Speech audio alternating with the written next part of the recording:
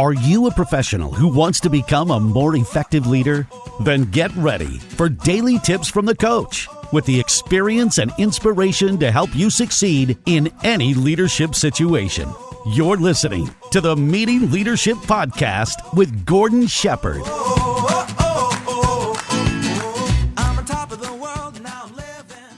Welcome to another episode of the Meeting Leadership Podcast. And I want to say, if you're taking the time to be here, you're supporting the idea that to be a great leader, you have to know how to run a great meeting. And if you want to run a great meeting, you have to know how to become a great leader. And you come to this podcast to get the practical tips and the strategies that you need to do just that. Thank you so much for being here. And if you are a meeting facilitator veteran, or maybe you are just a rookie and you're learning a few new tips, you're going to get a lot out of today's episode, because today we're going to tackle part 3 of how to be a good facilitator. And just in case you're not familiar with this 3-part series, in part 1, in episode 44, we tackled what a facilitator should do before a meeting. Then in part 2, in episode 51, we tackled what a facilitator should do during a meeting. And now today, in part 3, we're going to do the after part, the follow-up, and really give you some tips and tricks that you can do to follow up effectively after you've led a meeting. And this entire series has been based on a list of 15 questions that you need to answer if you want to be a good facilitator. Now, I've prepared that, and if you'd like a copy of it, you can just go to meetingleadershipinc.com/44 download. That's meetingleadershipinc.com/44 download.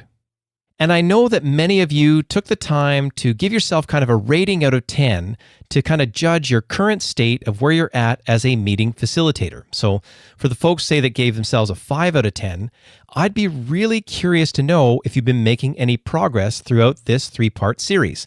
And if you have, please leave a comment at the bottom of the post, get in touch with me on LinkedIn, get in touch with me through meetingleadershipinc.com. I would love to hear about your progress. And now let's jump right into question number 13 on our 15-question list, and that's this. How will you hold people accountable and get them to take action? Well, the first recommendation that I have is at the end of every meeting, you look each individual in the eye and you say, given what we've talked about today, what are you going to do when you leave the room? And the next thing that I think you need to do is to get their answer recorded in some sort of common documentation. And there are many facilitators who refer to this as what you're going to call a running agenda. It's a place where you've got your agenda, but also what people are supposed to do when they leave the meeting. Now, often this gets done in something like a Google Doc where everybody can see it, edit it, and contribute, right? And this is also where you're going to refer to hold them accountable for what they said they would do. And if you would like to go way beyond a Google Doc, then check out episode 30 on the Meeting Leadership Podcast. It's called Effective Meeting Agenda Software That Gets Results, and that's with expert Ashley Jansen, where she talks about her software called Tadum. And now let's move on to question number 14, which is this. What will your follow-up procedure be?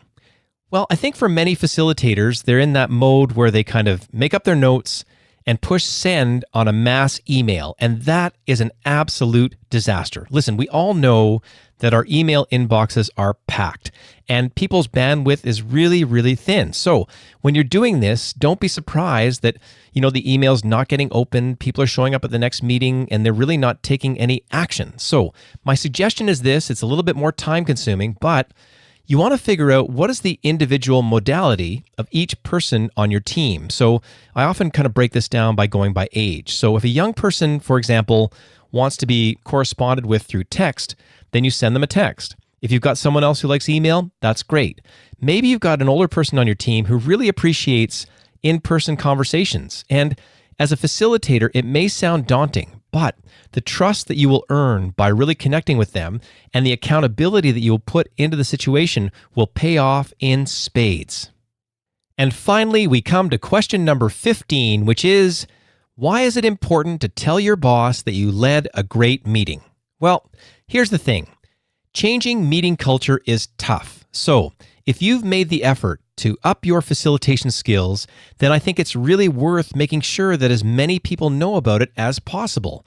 Because really, if you have a great meeting then maybe that will influence your boss to have a better meeting as well. And when this starts to happen, meeting after meeting after meeting throughout your entire organization, well, then the ripple effect will be felt then by your customers and your community, and it is a win-win overall. So I really appreciate that you're taking the time to up your facilitation skills, because that's the vision of where I think this type of effort can go. And now let me take a moment to recap the 3 questions from today's episode. Question number 13. How will you hold people accountable and get them to take action? Question number 14. What will your follow-up procedure be? And question number 15.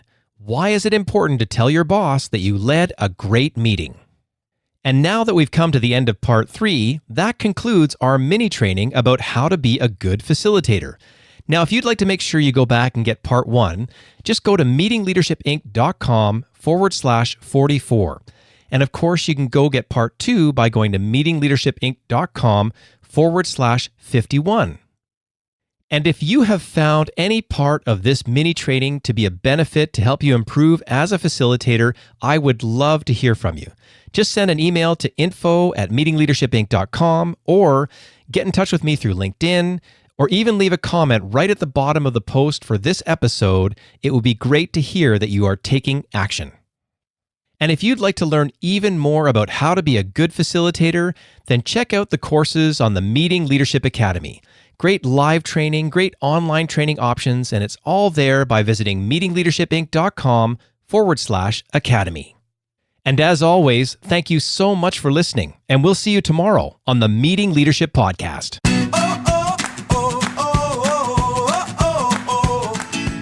Thanks for listening to the Meeting Leadership Podcast. Be sure to subscribe for more strategies to help you become an outstanding leader. And don't forget to rate and review so we can bring you fresh content every day. We'll see you tomorrow, right here on the Meeting Leadership Podcast. I'm on top of the world and now I'm living, and the good just gets better, keeps on giving. Not even close to the end, it's just beginning.